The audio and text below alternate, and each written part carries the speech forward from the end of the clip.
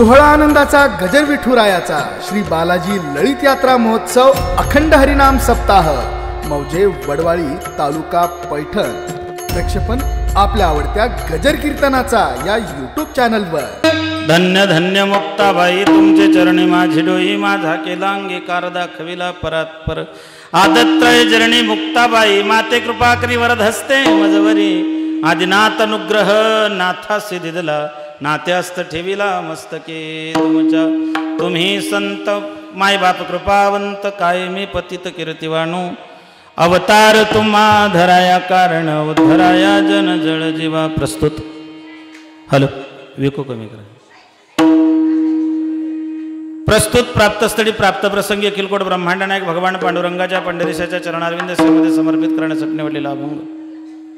जगद्गुरु कळकळीत वैराग्य प्रतिपादन करणारे सदैव वैकुंठाला गेलेले वारकरी संप्रदायाचा कळस झालेले देवचे सुप्रसिद्ध विश्वविनय जगद्गुरु तुकोबाराय भक्तिज्ञान वैराग्याचा त्रिवेणी संगम महाराष्ट्रात जनक छत्रपती शिवरायांचे गुरु देवमान्य संतमान्य जगमान्य जगद्गुरु असणारे साधकाचा मायबाप चिंतकाचा चिंतामणी अलंकापूर निवासी कैवल्य साम्राज्य चक्रवर्ती माऊली ज्ञानोबारायांना सुद्धा प्रिय असणारे ज्ञानेश्वरीय साधू श्रीमंत संत जगद्गुरु तुकोबाराय यांचा हा 4 चरणाचा संतपर प्रकरणातील अभंग आपल्या सेवेकरता निवडलेला आहे। विठ्ठल कीर्तनरूपी सेवेला सुरुवात करण्या अगोदर अल्पसा परिहार देणं गरजेचं तसं आपल्या पुण्य पावन क्षेत्र वडवाडी या ठिकाणी भगवान बालाजी भगवंताच्या दरबारामध्ये मंदिरामध्ये त्यांच्या प्रांगणामध्ये गेल्या 75 वर्षापासून सुरू असलेला हा अखंड हरिनाम कीर्तन सप्ताह तथा मर्यादा पुरुषोत्तम भगवान रामरायाची जीवनगाथा भावार्थ रामायणाची कथा बालाजी ललित यात्रेनिमित्ताने आयोजित केलेला हा अमृत महोत्सवी सोहळा समस्त ग्रामस्थ भजनी मंडळ तरुण मित्र मंडळांच्या वतीने या ठिकाणी आयोजित केलेला हा भव्य दिव्य स्वरूपाचा सोहळा। या सोहळ्यातील दुसऱ्या दिवसाची सेवा माझ्या वाट्याला आली परी माझे दैवा पार नाही। समस्त ग्रामस्थ भजनी मंडळ सप्ताहाचे आयोजक नियोजक तरुण मित्र मंडळ यांच्या वतीने मला या ठिकाणी सेवा देण्यात आली।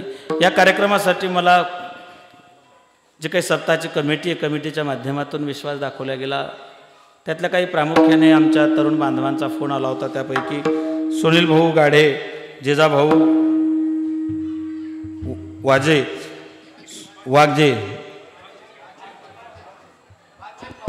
पाचे सॉरी शक्तिमान सुनील भाऊ वायभट परशुराम खोपडे बळीरामदादा जाधव आणि त्यांचे सगळे समस्त सहकारी ग्रामस्थ भजने या सगळ्यांच्या वतीने या ठिकाणी ही सेवा मला देण्यात आली। नाथरायांच्या सानिध्यात ज्ञानोबारायांच्या जन्मस्थळापासून जवळ आणि दक्षिण गंगा गोदा तटेवरती भगवान बालाजी परमात्म्याच्या सानिध्यात त्यांच्या दरबारात त्यांच्या प्रांगणामध्ये ही सेवा होते आहे। या कार्यक्रमासाठी महाराष्ट्रातले सगळे गुणीजन महाराज मंडळी मृदंगाचार्य भजन सम्राट संगीत अलंकार अशी गायनाचार्य मंडळी लाभलेली आहेत। बरीचशी महाराज मंडळी पैठण क्षेत्रावरती या ठिकाणी उपस्थित आहे। माझ्यापेक्षा वयानं ज्ञानानं मानानं वैभवानं ही सगळी ज्येष्ठश्रेष्ठ मंडळी या कार्यक्रमाला उपस्थित आहेत। नाथबाबांचे कृपापात्र आपण सगळे आहात। प्रामुख्याने सगळ्यांचे नावं घेणं मला शक्य नाहीत। असे काही महात्मे या कीर्तनात की ज्यांची ज्ञानेश्वरी मुखोद्गत आहे ज्यांचे भावार्थ रामायणाचं गाढा अभ्यास आहे। माझे परिचयाचे 2-3 नावं श्री हरिभक्तिवरण विष्णू महाराज असतील गारुडे महाराज असतील बाकीचे त्या ठिकाणी परिचयाची बरीचशी मंडळी सगळ्यांचा नामोल्लेख करणं शक्य नाही। पैठण क्षेत्रावरती सगळी वारकरी संप्रदायाची पाईक मंडळी ज्ञानोबाराय तुकोबारायांचे पाईक म्हणून घेणारी सगळी वारकरी मंडळी या ठिकाणी उपस्थित आहेत। एवढ्या संख्येनं आपण उपस्थित आहात विको कमी करा। धकाधकीच्या धावपळीच्या कॉम्पिटिशनच्या स्पर्धात्मक युगामध्ये एवढ्या संख्येनं तुम्ही कीर्तनाला येऊन बसले तेही घरातले सगळे चॅनल विसरून त्याबद्दल तुम्हालाही सगळ्यांना मनापासून धन्यवाद। विठ्ठल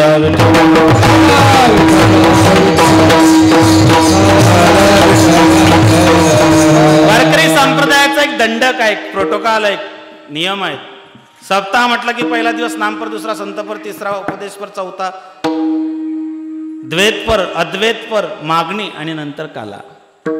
पहिला दिवस नामपर भगवंताचं नामचिंतन मंगलाचरण केलं की संत भेटतात म्हणून दुसरा दिवस संतपण संत भेटला संत भेटलेत जीवनामध्ये संतांची प्राप्ती झाली की पारमार्थाची वाट सफल आणि सुलभ होत असते। बहु अवघड आहे संत भेटी। संतांचं गावात येणं भाग्य आहे, संत तुमच्या घरी येता परम भाग्य आहे, तुम्ही संतांची आठवण करता सौभाग्य आहे, स्वतः संत बनून जाणं महत्भाग्य आहे, आणि एवढं सगळं होऊन आपण न सुधारणं दुर्भाग्य आहे. डिस्कवरी ऑफ इंडिया ग्रंथामध्ये वर्णन केलं जातं, जगात जेवढे संत झाले नाही तेवढे एकट्या महाराष्ट्रात झाले. ही महाराष्ट्र संतांची भूमी आहे. कहते अयोध्या वैराग्य भूमि, वृंदावन प्रेम भूमि, द्वारका कर्म भूमि और महाराष्ट्र संतों की भूमी आहे. ज्ञानोबर आहे, तुकोबर आहे, निळोबर आहे, गोरोबर आहे, सुखोबर आहे, आदी करून सगळ्या संतांच्या सानिध्यात विचाराने पावन पुनीत मंगलमय झालेलं आपलं महाराष्ट्र. बोल नका पोरं, जाऊ दे आजी, बोल दे त्यांना, त्यांचा दोष नाही. 2 वर्ष झाले शाळामध्ये आणि त्या लेकरांना बोलून काही फायदा नाही. हे लेकरं अर्ध्या घंट्यात कीर्तनकाराची मेमरी हँग करून टाकतात. तुम्हाला मास्तर 8-8 घंटे कसे काय वागवतात.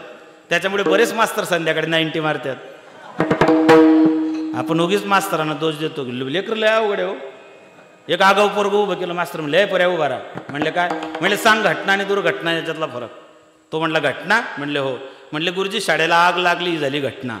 गुरुजी म्हणले बरोबर आहे, घटनाच येते. म्हणले बाळा आता दुर्घटना सांग. तो म्हणला शाळेला आग लागली, झाली घटना, आणि त्या आगीतून तुम्ही सुखरूप बाहेर पडले, ही झाली दुर्घटना. बसू द्या त्यांना, उठवू नका, फक्त बोलू नका, इंटिमेशन देऊन द्यावी.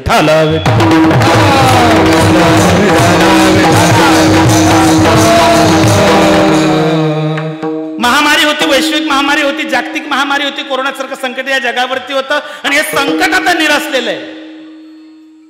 कोरोनाने बऱ्याच गोष्टी आमच्या अनुभवाला आणून दिल्या. संतांचे प्रमाण खऱ्या अर्थानं कोरोनाने लोकांच्या गडी उतरवले. जनही सुखाचे दिल्या घेतल्याचे हे आता कळायला लागलं, कोण आपलं, कोण परक, कोण जवळचं, कोण तोंड चोपड्या गोष्टी करणार, हे कोरोनाने कळून दिलं. जनही सुखाचे दिल्या घेतल्याचे. नुसता पॉझिटिव्ह आला, नातेवाईकांना जर फोन केला आणि त्याला जर सांगितलं मी पॉझिटिव्ह, त्याने फोन कट केला, तेव्हा कळालं की आपले कोण आहेत. आणि एक प्रमाण तर तुकोबरायांचं इतकं फेस टू फेस बसलेलं आहे, शेजीची कामिना. जगातलं सगळ्यात जवळचं नातं कोणतं? नवरा बायकोचं. महाराज म्हणतात ती शेजीची कामिना. कोरोनानं तेही दाखवून दिलं. आमच्या शेजारचं जोड पण नुकतं लग्न झालं होतं, एकमेकामध्ये इतका जीव होता महाराज त्यांचा, घास सोडून खात नव्हते एकमेकाला. त्यांना पाहिलं की मला यावं वाटायचं त्यांचा, काय जीवाळा, काय प्रेम आहे या दोघांचं. दुर्दैवाने पहिल्या लाटीत तो पॉझिटिव्ह झाला. घरी आला 14 दिवस क्वारंटाईन झाला. तेव्हा कळालं त्या बाईनं 15 फुटाचा बांबू घेतला, त्या बांबूवर ताट बांधलं, ताटावर ताट ठेवून त्याला खायला द्यायची. तेव्हा कळालं तुकोबर आहे किती सार्थ म्हणत होते. शेजीची खामेना. कोरोनानं चांगल्यात चांगल्यांची जिरवली. कोरोनानं जिरवली नाही असं कोणीच नाही, आमची सुद्धा जिरवली. सगळेच कोणीच सुटलं नाही त्याच्यातून. हे लेकरं बोलले म्हणून मी त्या विषयावर आलेलो आहे. अजून एक सांगून जातो मायबापू. आईसाहेब मुक्ताई सोबत आम्ही दरवर्षी असतो. याही वर्षी शासनाच्या गाईडलाईननुसार 40 लोक जे होते त्याच्यामध्ये आईसाहेब आम्हाला घेऊन गेले. आणि मग मुक्ताईच्या फळावर देहूकर महाराजांचं कीर्तन होतं, फडाचं कीर्तन. आईसाहेबांच्या फळावरती देहूकर महाराजांचं कीर्तन असतं, तुकोबरायांचे वंशज. महाराज कीर्तनामधून एक वाक्य बोलून गेले होते, तेच तुम्हाला सांगतोय, मोठ्यांचे शब्द आहेत. महाराज म्हटले होते की कोरोना ही महामारी हे ईश्वर निर्मित महामारी नाही. पुन्हा आहे का? कोरोना हे संकट हे ईश्वर निर्मित संकट नाहीये, कारण ईश्वर निर्मित संकट इतके दिवस राहत नाही. कोरोना हे संकट ईश्वर निर्मित नाही, ते मानव निर्मित आहे, त्याच्यामुळे इतके दिवस थांबलंय. विठाल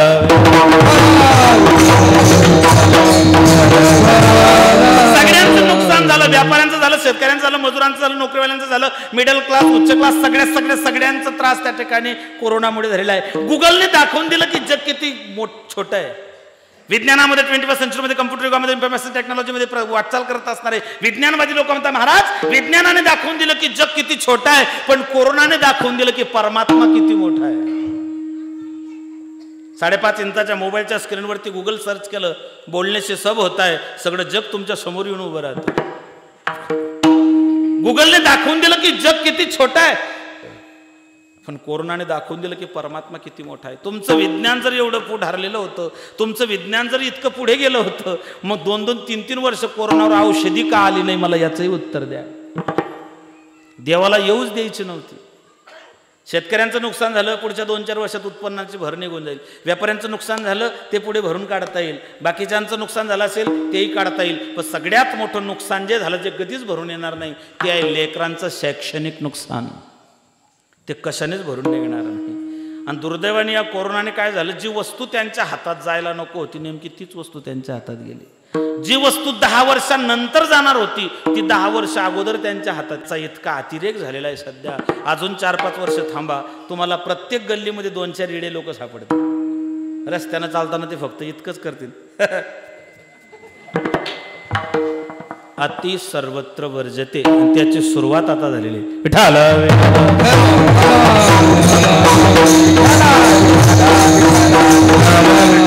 का हो महाराज, जग इतकं पुढे गेलेलं आहे, जगाने एवढी क्रांती केली. मंगळावरती पाणी एका शोधन सुरू आहे, चंद्रावरती जीव सृष्टी का लोक तिथे राहण्याचा प्रयत्न करताय. मग कथा कीर्तन भागवत रामायणाची गरज काय? श्री भक्तिपरायण गुरुस्थानी असणारे शिवनाथ महाराज मैंदवाड यांच्या मुखातून आपण रामायणाची कथा ऐकताय. मग लोक विचार, महाराज रामायणाच्या कथेची गरज काय, रामायणाची गरज काय, कीर्तनाची सप्ताची गरज काय? खऱ्या अर्थानं कथा कीर्तन भागवताची गरज आज आहे. आणि माणसाला आहे, खंती त्यानं करा, होडणे गाढ हवं कुत्रा, नाहीतर काय थोडी. कीर्तनाची गरज माणसालाच आहे, कुत्र्यांना नाही. कुत्र म्हणून जन्माला येतं, मरताना कुत्र म्हणून मरतं. कुत्र्याला कीर्तनाची गरज आहे का? नाही. मला सांगा, तुमच्या गावात एखादी कुत्र माणसाच्या मौतीनं मेलं का? कुत्र माणसाच्या मौतीनं मरत नाही, पण असे बरेच माणसं आहेत त्यांनी तसं मरू नये तेवढ्यासाठीच हा सप्ताह आहे. डुकराला कीर्तनाची गरज नाही हो. डुक्कर गटारात लोटतं, घाणीत लोटतं, घाणीतून भरलेलं असतं, बाहेर निघतं, त्याचं सगळं अंगण घाणीनं माखलेलं असतं. त्याने समोर पाहिलं भाऊ, खोपड्या दादाचा बंगला खूप चांगला आहे, खाली गालीच्या बाजूला सोफा सेट, वरतून POP, फॅन लावलेला आहे, AC लावलेला आहे, फॉग मारलेला आहे, आणि गटारातून भरलेलं ते डुक्कर बाहेर निघलं. त्याला वाटलं समोर बंगला आहे, त्याच्यात जाऊन लोळावं. असं कधी झालं का? गटारात लोळणारं डुक्कर कोणाच्याच बंगल्यात जाऊन लोळत नाही. त्याला माहिती, देवानं जर माझी व्यवस्था गटारात लोळायची केली, मी कोणाच्या बंगल्यात जाऊन का लोळावं? गटारात लोळणारं डुक्कर कोणाच्याच बंगल्यात जाऊन लोळत नाही, पण असे बरेच बंगल्यावाले आहेत, त्यांनी तसं लोळू नये तेवढ्यासाठी कीर्तन आहे. विठाला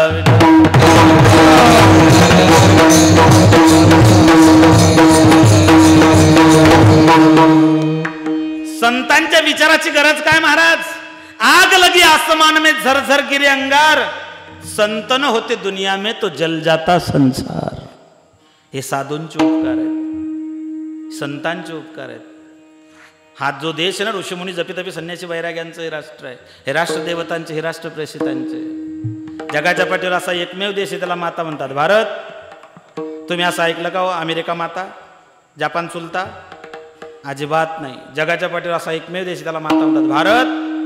भारतासारखा देश नाही, महाराष्ट्रासारखं राज्य नाही, पंढरपुरासारखं तीर्थ नाही, पांडुरंगासारखं दैवत नाही, ज्ञानोबरायांसारखे संत नाही, ज्ञानेश्वरीसारखा ग्रंथ नाही, वारकरी संप्रदायासारखा पंथ नाही, रामकृष्णारीसारखा मंत्र नाही, रामायणासारखी आचारसंहिता नाही, दशरथासारखा बाप नाही, कौशलीसारखी माय नाही, रामासारखा मुलगा नाही, सीतेसारखी सून नाही, उर्मिलीसारखी जाऊ नाही, श्रुतकृती मांडवीसारखी देराने जेठण नाही, भरतासारखा भाऊ नाही, लक्ष्मणासारखा बंधू नाही, हनुमंतासारखा सेवक नाही, बिभीषणासारखा मित्र नाही, रावणासारखा शत्रू नाही, कोल्ह्या इतका लबाड नाही, कावड्या इतका धूर्त नाही, काजळ्या इतका काळा नाही, लोण्या इतका मऊ नाही, माणसाच्या शरीरासारखं दुसरं कोणाचं शरीर नाही, आणि छत्रपती शिवाजी महाराजांनंतर पुन्हा राजा झाला नाही.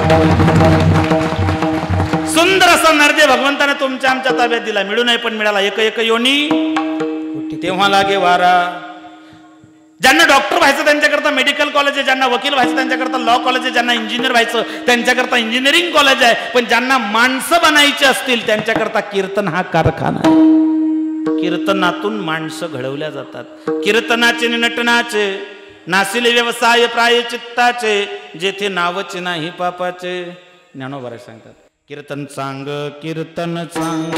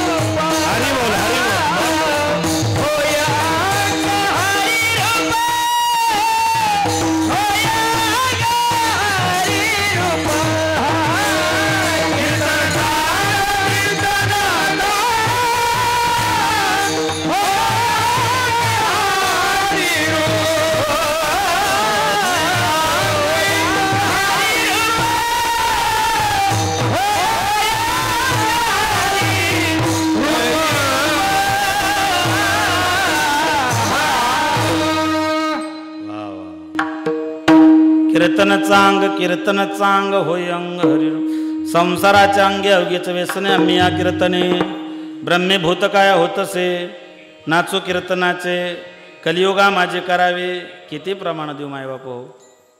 पण कीर्तनकार सांगून संपले तरी लोकांमध्ये बदल होईल असं वाटत नाही. कथाकार कीर्तनकार प्रवचनकार बिंबीच्या देठापासून सांगता कोंबडे बकरे खाऊ नका मांसाहार करू नका लोक ऐकत नाही. तेव्हा देवाने विचार केला कितना पाप है जगत में अंदाज के बाहर जब सीधी उंगली से घी नहीं निकलता तब उंगली टेढ़ी करनी पड़ती है. म्हणून देवानं कोंबड्यांवरती आणला बर्ड फ्लू.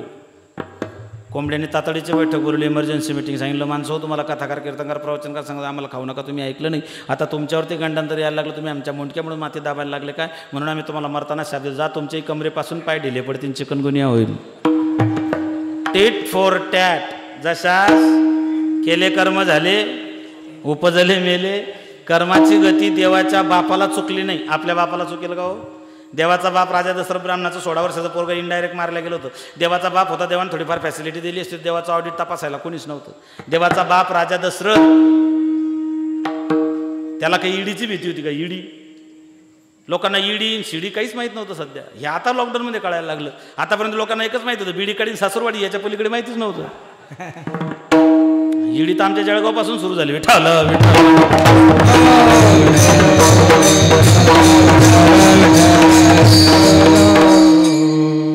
देवाचा बाप राजा दशरथ ब्राह्मणाचं पोरग 16 वर्षाचं इनडायरेक्ट मारले देवाचा बाप होता.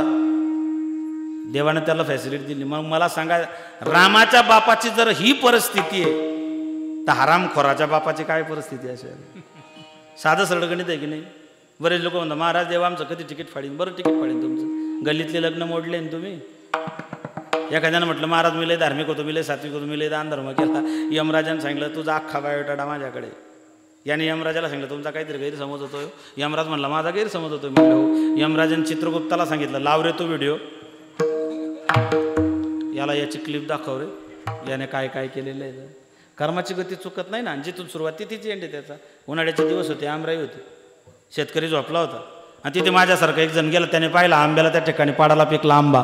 आमराई होती शेतकरी झोपलेला आहे आजूबाजूला कोणी दिसत नाही. या ठिकाणी आपल्याला आंबा खायचा आहे. पिवळा धम्मक आंबा त्याने डोळ्यानं पाहिला पण डोळ्यांना चालता येत नाही. चालत गेले पाय चालत गेले पण तोडता येत नाही. तोडला हाताने पाहिला डोळ्यांनी गेले पाय तोडला हाताने तोडला पण खाल्ला नाही. खाल्ला तोंडाने पाहिला डोळ्याने गेले पाय तोडला हाताने खाल्ला तोंडाने आंबा खाल्ला पण तोंडात ठेवला नाही. जिने चखा उन्हे रखा नाही. डोळ्याने पाहिला पाय गेले हाताने तोडला तोंडाने आंबा खाल्ला पण तोंडात ठेवला साठवला पोटाने. आणि तितक्यात शेतकरी उठला आणि फटके खाल्ले पाठीने. आणि पाठीत फटके बसले की अश्रू कुठून येतात तो. आंबा कोणी पाहिला होता अश्रू कुठून आले. जिथून सुरुवात तिथेच एंड आहे.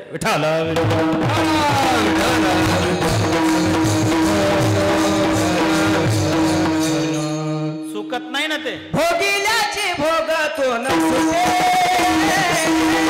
भोगिल्याची भोगतो न सुटे भोगिल्याची भोगतो न सुटे भोगिल्याची भोगतो न सुटे प्रिया मानस संचिताचा भोग भोगिल्याची भोगतो न सुटे भोगिल्याची भोगतो न सुटे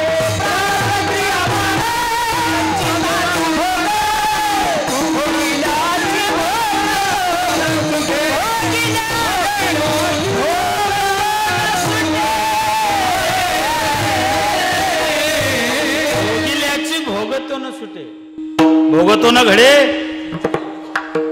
चुकत तो कोणाच नाही. देवाच्या बापालाही चुकलं नाही. एका जनार्दनी भोग प्रारब्धाचा नाथ महाराज सांगतात. पण हरिकृपे त्याचा हरीची कृपा एकदम होत नाही. हरीची कृपा संपादित करण्याकरता संतांची कृपा असावी लागते. संताविना प्राप्ती नाही. सध्या अडचण अशी नेमकं संत म्हणायचं कोणाला तीच मोठी अडचण आहे. गेले दिगंबर ईश्वर विभूती. वारकरी संप्रदायाचं श्रेष्ठत्व मोठे पण सांगू तुम्हाला. वारकरी संप्रदायातल्या एकाही साधूने स्वतःला संत म्हणून घेतलेलं नाही. हे तुम्ही महाराज म्हणता हे तुमचं मोठे पण आहे.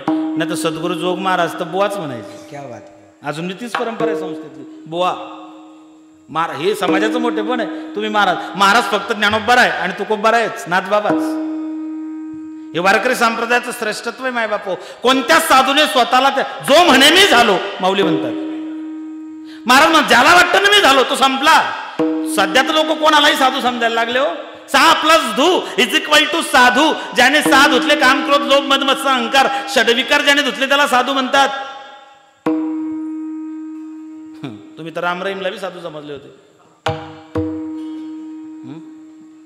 सीता से प्यार किया राम बन गए, राधा से प्यार किया श्याम बन गए, जबरदस्ती प्यार किया हराम बन गए, चोरी चुपके प्यार किया तो राम रहीम बन गए, और कोई मिला ही नहीं तो बाबा रामदेव बन गए. साधूची परिभाषा काय? मुक्ताबाई सांगतात, संत तोची जाणा जगी, संत तोची जाणा जगी, संत तोची जाणा जगी, संत तोची जाणा जगी, संत तोची जाणा जगी,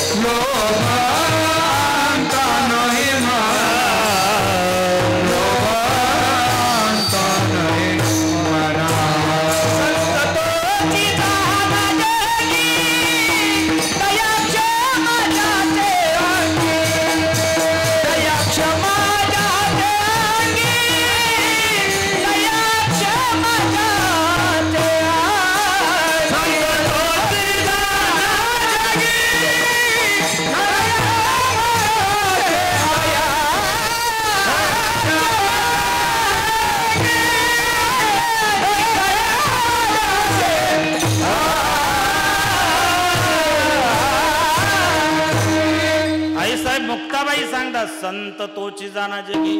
आणि ज्यांना सांगतात ते ज्ञानोबरायांना सांगतायत. एक तुम्ही साधू झाले, एर कोण वाया गेले. ज्या आई साहेबांच्या कृपा छत्राखालून आम्ही येतो, ज्ञान योग आणि भक्ती या तिघांना झापून काढायचं सामर्थ्य ज्यांच्या अंगी आहे ते आदिशक्ती मुक्ताबाई. भक्ती म्हटलं की नामदेव आहे, ज्ञान म्हटलं की ज्ञानोबा आहे, आणि योग म्हटलं की सांगदेव महाराज. मुक्ताबाईंचा अधिकार सांगू तुम्हाला. ज्ञानोबरायांना मुक्ताबाई सांगतायत एक तुम्ही साधू झाले, एर कोण वाया गेले. मुक्ताबाई ज्ञानोबरायांना म्हणतायत तुम्हीच साधू झाले का. हे ज्ञानोबरायांना म्हणायचा अधिकार फक्त मुक्ताबाईचा. बरं, अखंड जयाला देवाचा शेजार हे नामदेवरायांना म्हणायचा अधिकार फक्त मुक्ताबाईचा. म्हणून आदिशक्ती मुक्ताबाई दासी जनी लागी आई साहेबांचा हा एवढा मोठा अधिकार आहे. आणि नादबाबांचं मुक्ताबाईंचं आपलं घराणं एकच आहे सगळ्यांचं. सांगू का, नामाचे कुटुंब चांगावटेश्वर, एका जनार्दनी विस्तार मुक्ताबाईचा. विठाल हो.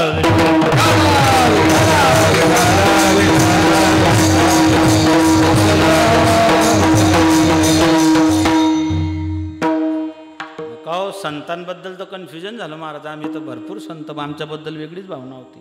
मुक्ताबाई म्हणतात नाही ते डोक्यातून काढून टाका तुमच्या. संतांची परिभाषा काय? जे का रंजले गांजले त्याशी म्हणे जो आपले. तोची सकारात्मक शब्द तोच साधू आहे. कसा असतो सांगू तुम्हाला मायबाप हो. उन्हाळ्याचे दिवस आहे, 2 वर्ष शाळा नाही, आमराई होती. एक महात्मा ध्यानस्थ बसलेत. ब्रह्मानंदी लागली टाळी कोण देहात हे सांभाळे. लेकरं आमराईमध्ये आलेत. झाड उंच होतं, फळं लागले होते, फळं खायचे होते पण हात पुरत नाही. तो महात्मा त्या झाडाखाली ध्यानस्थ बसलेला एका लेकराने एक दगड उचलला, झाडावरती भिरकावला, तो त्या कैरीला न लागता त्या महात्म्याच्या कपाळाला जाऊन लागला. भली मोठी जखम झाली, बळाबळा बळाबळा रक्त वावरलं, टप टप टप टप टप टप रक्त जमिनीवरती साचतात, थारोळं साचलं. त्या लेकरानं पाहिलं, जवळ गेले, महात्म्याच्या कपाळाला जखम झाली, रक्त सांडतंय. ते पोरगं गेलं, त्याने हात जोडले, सांगितलं बाबा बाबा तुम्हाला जाणून बुजून दगड नाही हो मारला. बाबा वारकऱ्याचं लेकरू घरात पंढरपूरची वारी आहे, 4 पिढ्यांपासून पंढरपूरची वारी माझ्या बापानं आमच्या घरामध्ये चुकू दिली नाही हो. आमच्या घरात कोणी साधूचा अपमान व्हायला नाही तर आमच्या स्वप्नात पण नाही. बाबा खरंच झाडाला दगड मारला होता आंब्याला, पण ते नजर चुकून तुम्हाला लागला हो. त्या महात्म्यानं डोळे उघडले, त्या लेकराला काकुडतीला येताना पाहिलं आणि त्या महात्म्याच्या डोळ्याला धारा लागले. आता मात्र पोरगं ओशाळलं, त्याने हात जोडले, म्हणले बाबा लई यातना होत आहेत का, लई त्रास होतोय का बाबा, बाबा माफ करावं, जाणून बुजून नाही हो मारलं. बाबा आमच्या घरी चला ना, आमची आई त्याचा काहीतरी त्या ठिकाणी दवादारू करेल, बाबा यावं आमच्या घरी, बाबा चुकलो. त्या महात्म्याने सांगितलं नाही रे बाळा, तू दगड मारला म्हणून मला वाईट वाटत नाही. म्हटलं मग बाबा तुमच्या डोळ्यामध्ये अश्रूंच्या धारा वाहत आहेत, टपटप अश्रू तुमच्या डोळ्यातून सांडतायत, बाबा सांगा ना काय झालं, खूप दुखतंय का, खूप त्रास होतोय का. म्हणले नाही रे बाळा. मग बाबा रडता का. मग त्या महात्म्यानं सांगितलं बाळ मला जखम झाली म्हणून रडत नाही, दगड मारला म्हणून रडत नाही, रक्त वाहते म्हणून रडत नाही. मग का रडता बाबा. म्हणजे बाळा या झाडाला दगड मारला की ते झाड दगडाच्या मोबदल्यात तुला फळ देतं. तू माझ्या कपाळाला दगड मारला पण तुला देण्याकरता माझ्याकडे काहीच नाही, मला याचं वाईट वाटतं, त्याला साधू म्हणतात. जे का रंजले गांधारे त्याशी म्हणे जो आपुले, तोची बीडचा धरणेकरी आळंदीला गेला. धरणेकऱ्याचं प्रकरणच आहे गाथ्यामध्ये, धरणेकऱ्याचा उपदेश. बीडचा धरणेकरी ब्राह्मण समाजाचा आळंदीला लागला ज्ञानोबारायांकडे. ज्ञानोबारायांच्या समाधीच्या जवळ बसून 42 दिवस अनुष्ठान केलं. कशासाठी. ज्ञानप्राप्तीसाठी. काय वैभव आहे संप्रदायाचा आहे का. ज्ञानोबाराय पाया आहे म्हणून ज्ञानोबाराय इथेच आहे, तुकोबाराय कळस आहे म्हणून वैकुंठ गमन आहे. ज्ञानोबाराय पाया आहे, पायाला भक्कम राहावं लागतं, पायाला जमिनीतच थांबावं लागतं, पायाला तिथेच राहावं लागतं. म्हणून ज्ञानोबाराय संप्रदायाचा पाया, म्हणून ज्ञानोबाराय संजीवन समाधिस्थ आहे. आणि तुकोबाराय कळस्थानी आहे म्हणून तुकोबारायांचं वैकुंठ गमन आहे. आजही ज्ञानोबारायांच्या समाधीचं जवळ जाऊन 42 दिवस अनुष्ठान केलं तर ज्ञानोबारायांच्या समाधीतून स्वर बाहेर पडतात. ज्ञानेश्वरांच्या समाधीमधून निघती मंजुळ स्वर. जय जय राम कृष्ण हरी, जय जय राम कृष्ण हरी, म्हणतात ज्ञानेश्वर. जय जय राम कृष्ण हरी, जय जय राम कृष्ण हरी, म्हणतात ज्ञानेश्वर. जय जय राम कृष्ण हरी, जय जय राम कृष्ण हरी,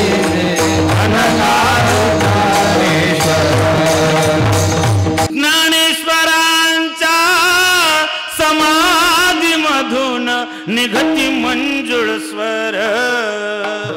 जय जय राम कृष्ण हरी, जय जय राम कृष्ण हरी, म्हणतात ज्ञानेश्वर. ज्ञानोबारायांच्या जवळ 42 दिवस अनुष्ठान केलं आणि ज्ञानोबाराय समाधीमधून स्वप्नामध्ये गेले. सांगितलं बाळा काय रे पाहिजे. म्हणले ज्ञान. माऊली म्हटले ते डिपार्टमेंट सध्या माझ्याकडे नाही, ते देहूला आहे. याला थोडंसं वाईट वाटलं ते की मी तर खरं तर ज्ञानोबारायांकडून ज्ञानप्राप्ती करायला आलो होतो, ज्ञानोबारायांनी मला देहूला पाठवलं, इलाज नाही, हायकोर्टाचा निकाल म्हणून ते देहूला गेले. तुकोबारायांची गाडी घेतली. तुकोबारायांनी विचारलं कशासाठी आलात. म्हणले मला ज्ञान पाहिजे. काय होणे ज्ञानेश्वरी. बाबा जिथून तू आलेला आहे ना, जयाचे द्वारी सोन्याचा, आणि त्यांचा अधिकार जर म्हटला अंगी ऐसे बळ. जीवनामध्ये ज्ञान पाहिजे, ज्ञान नसलं तर फजिती होते. बरं प्रपंच असो की परमार्थ असो, ज्ञानाशिवाय माणसाला प्राप्ती नाही किंवा काही प्राप्त करता येत नाही. लॉकडाऊनमध्ये जनधन खात्यावरती पैसे आले. आमच्या शेजारचं एक म्हातारा बँकेच्या रांगेत जाऊन उभं राहिलं. भली मोठी रांग होती. नेमका मॅनेजर होता केरळचा. त्याला हिंदी येईना मराठी येईना, त्याला फक्त इंग्लिश यायची. आता सुशिक्षित लोक तोडकी मोडकी इंग्रजी बोलायचे, त्याच्यामध्ये थातुरमातुर इंग्रजीमध्ये भागून जायचं. आता हे म्हातारं जुन्या काळात तिसरी पास, इंग्रजीचा आणि त्याचा दूरपर्यंत संबंध नाही. बराच वेळ उभा राहिला, सगळ्यांचे नंबर लागले, म्हाताऱ्याचा नंबरच लागला. म्हाताऱ्याला वाईट वाटलं की आपल्याला जर ज्ञान असतं इंग्रजीचं बरं झालं असतं. घरी आला आणि त्यांनी विचार केला आपल्याला इंग्रजी ज्ञान आलं पाहिजे. त्यांच्या घरी एक मास्तर भाड्यानं राहायचा. मास्तरकडे गेलं, बाबांनी सांगितलं गुरुजी मला इंग्रजी शिकवा. आता गुरुजीने विचार केला या वयात इंग्रजी म्हणजे मला अवघड आहे, पण नाही इलाज. याला जर म्हटलं तुला शिकवून आला लागेच म्हणजे माझी रूम खाली कर. म्हणले बाबा महिना लागेल. म्हणले हरकत नाही या. म्हणले उद्या. गेलं म्हातारा. दुसऱ्या दिवशी झाला श्री गणेश सुरू. आता एक लक्षात ठेवा, प्रथम नार्जितम विद्या, द्वितीयम नार्जितम धनम, तृतीयम नार्जितम पुण्यम, चतुर्थम किम करशती. पहिल्या 25 वर्षामध्ये विद्या कमवायची, दुसऱ्या 25 वर्षामध्ये धन कमवायचंय, तिसऱ्या 25 वर्षामध्ये ते उदास विचारे वेच करी, आणि चौथ्या 25च्या टप्प्यामध्ये मुक्त होण्यासाठी प्रयत्न करायचे. आता गुरुजीनं विचार केला की या वयामध्ये आता सगळं म्हणले बाबा तुम्ही जुन्या काळातला माल खाल्लेला आहे, तुमची मेमरी लय स्ट्रॉंग आहे. 2G 4G नाही 10Gच्या पुढची मेमरी म्हणे तुमची. म्हणलं कसं काय? म्हणले तुम्हाला अर्धी इंग्रजी यायला लागली. म्हणले इतकी सोपी. म्हणले मग? म्हणलं कसं काय हो? म्हणलं काही विचारलं की यस म्हणायचं, दुसरं काही विचारलं की नो म्हणायचं. म्हातारा पहाटेच बस स्टँडवर गेलं आणि इंग्लिश पेपर घेतला टाइम्स ऑफ इंडिया आणि पेपर उलटा धरला. एकाचं पाकिट मारलं, ते शोधत होतं सकाळी, त्याला जायचं होतं भरतीला. ते आजूबाजूला पाहिलं, कोणी दिसत नाही. याने पाहिलं जर याला पेपर वाचायचा असतं तर पेपर सरळ धरला असता. ज्या अर्थी तोंडला पोतोय त्या अर्थी याने पाकिट मारलं.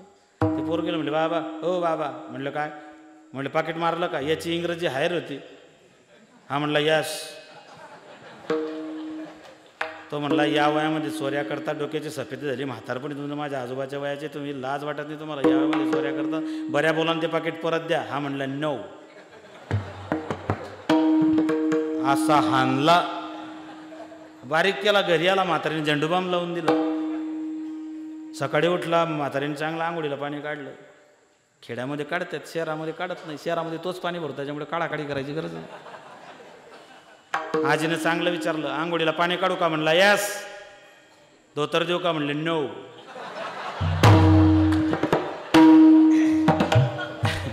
ज्ञानोबरायांनी ज्ञानाच्या जोरावरती संप्रदायाचा पाया रचला.